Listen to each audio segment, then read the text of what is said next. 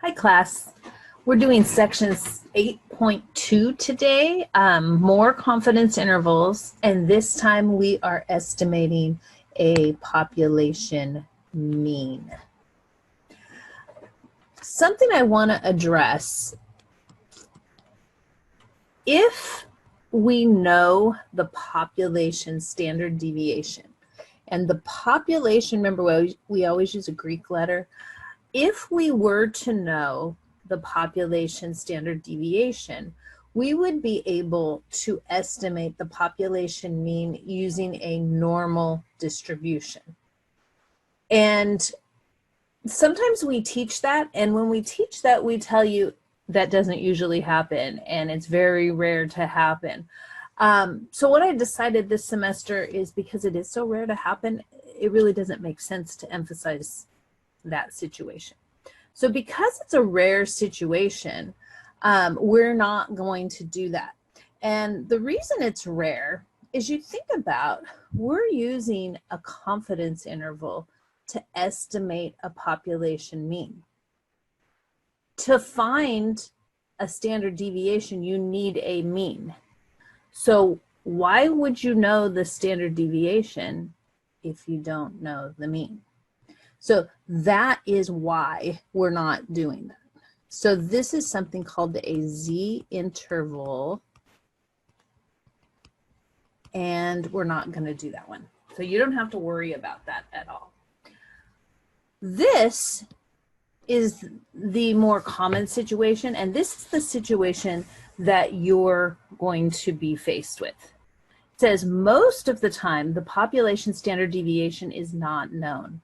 We will estimate the population mean using something called a student t distribution or a t distribution. So I'm going to say t distribution here. I don't like that it came out on half on one line and half on the other. A t distribution. And a little history with the t distribution. And I learned this from the stats book, is the person that created the student t distribution worked for the Guinness Beer Company. And they were doing a lot of testing and different studies for the different beers that they have. And they needed some sort of distribution that they could use for a smaller sample, and for a sample where they didn't have the population standard deviation. So this person at the Guinness Beer Company figured this out. Another little piece of trivia, Guinness Book of World Records and Guinness Beer are connected. I guess it was typical back in the day in a bar to talk about when you went hunting or when you went fishing, what you caught, and talk about your trophies, I guess I would say. So Guinness has showed up a couple of times.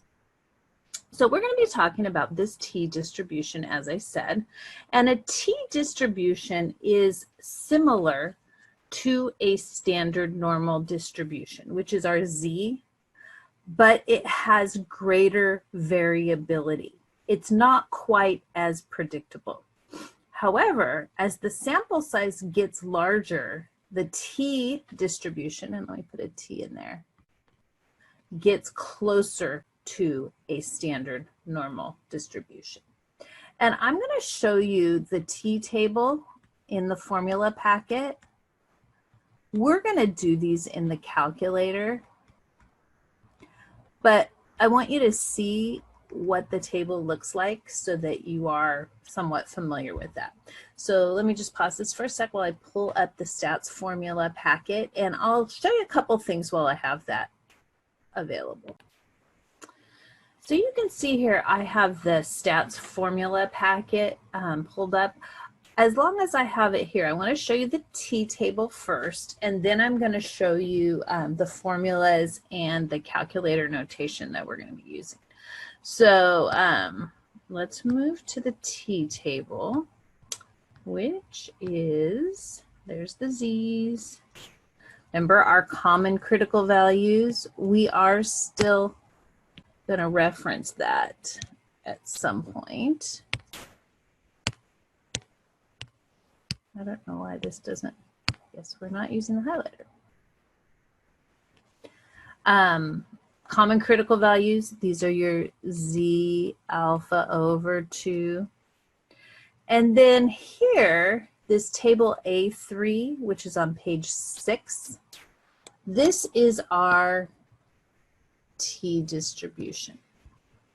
And with our T distribution, you have degrees of freedom. This is your sample size minus 1. And so I, a lot of times, will write it in that column. We're not going to be using this table. This is built into the calculator. So when we do the confidence intervals in the calculator, we're not going to have to look things up. But the way that this would work, let's say you're doing a 90% confidence interval. Okay, so if I have 90% in the middle, that means I have 10% left for the two sides. So this one's 5% and this one's 5%.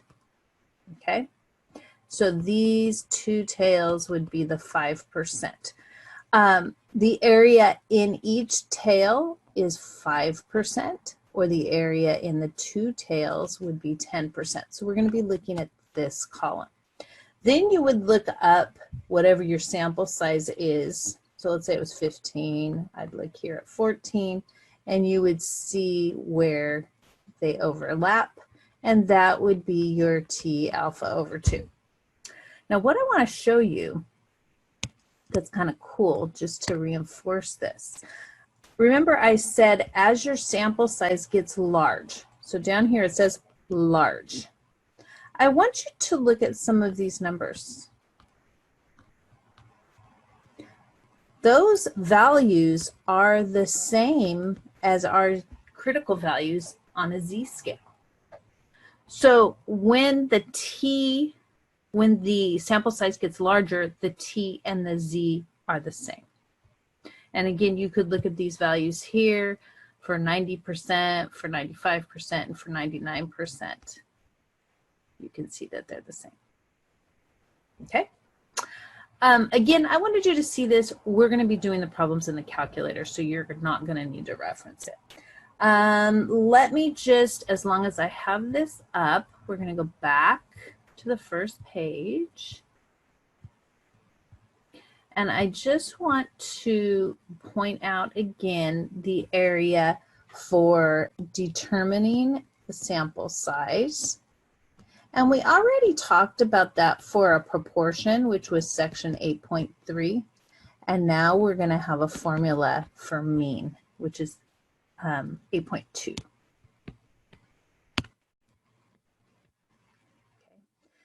You can see your critical value, your standard deviation, your error, and I do have that on your notes sheet as well. The other thing I just wanted to highlight for proportions, this was section 8.3, proportions are percents. And now we're doing means, which is 8.2. We're not doing this part. So you might want to cross that out. What we have here, and actually, let me do it this way. You might want to cross out that part. We were talking about sigma is not known.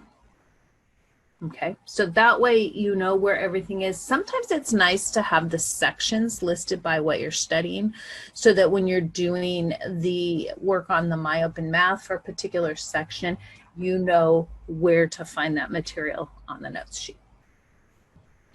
Okay, going back to the notes sheet. So going back to our notes sheet, we talked about the T distribution. We took a look at the T distribution. And now I just have some of the important variables, some of the important formulas listed here. You can also see them on your formula packet. So when you're estimating a population mean, we use mu to represent the population mean. Remember, the Greek letters represent the parameters from your population.